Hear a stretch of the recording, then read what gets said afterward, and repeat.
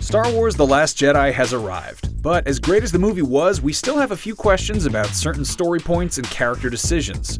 So that can mean only one thing: it's time for our 6 biggest WTF questions about The Last Jedi.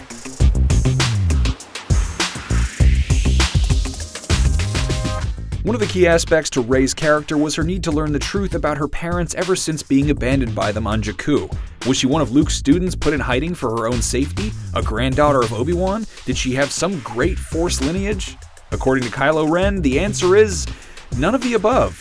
Rey was just sold into indentured servitude by her drunkard junker parents. In The Last Jedi, it seems we're supposed to take Ren's word at face value. And there is a certain perfect symmetry to this, as Anakin too was the child of a so-called nobody, a slave. But is there really nothing more to her lineage than junk traders? We're inclined to think yes, because that would also thematically tie in with the final scene of the movie, where we see Force-sensitive orphans beginning to showcase their powers.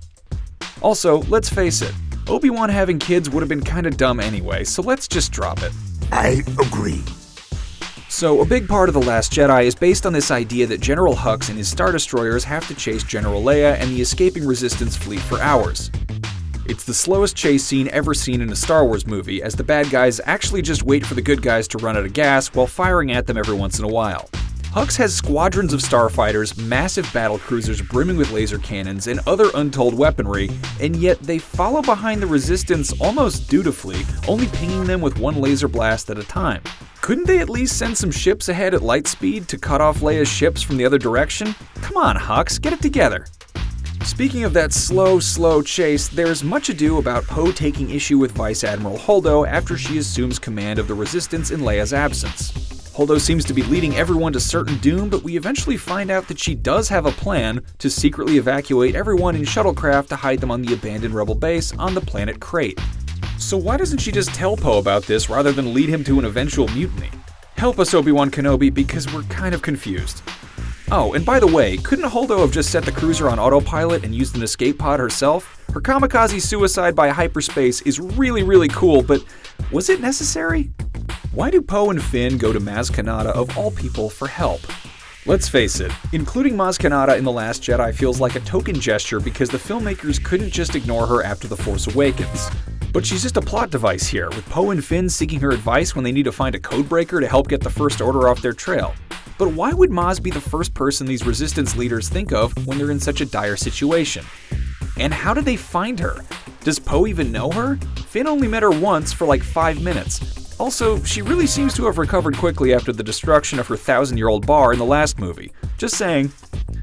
Luke Skywalker is dead, but what killed him exactly? After besting Kylo Ren in what turns out to be what can only be described as a Force hologram, we see Luke back on Ahch-To suffering greatly and then dissipating into nothingness like Obi-Wan and Yoda before him.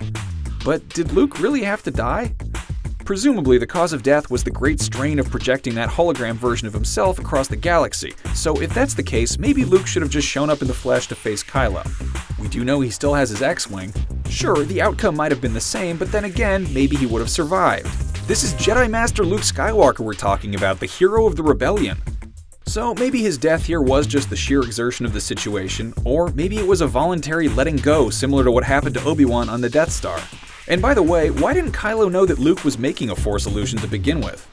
If Luke surviving the laser bombardment wasn't clue enough, him using his blue lightsaber should have been a dead giveaway since that had just been broken during Kylo and Rey's confrontation. Who is Snoke? Well, boys and girls, we may never know the answer to this one now that the Supreme Leader has been quite literally cut in 2 or 3 or possibly more, I couldn't quite count. It seems writer-director Rian Johnson wasn't too interested in this character and dispatched him, which probably means that filling in the heavily speculated upon backstory of the character is unlikely at this point. But we wouldn't be surprised if Disney announces a new comic or novel that explores Snoke's backstory in greater depth in the near future. So there you have it, our 6 biggest WTF questions about Star Wars: The Last Jedi. Do you have some answers to these questions, or perhaps some of your own? Let us discuss amongst ourselves in the comments. And also give a watch to our Last Jedi review and check out our interview with Adam Driver about Kylo Ren's state of mind in the film. And of course, be sure to like and subscribe to your favorite IGN platform of choice, and as always, may the Force be with you.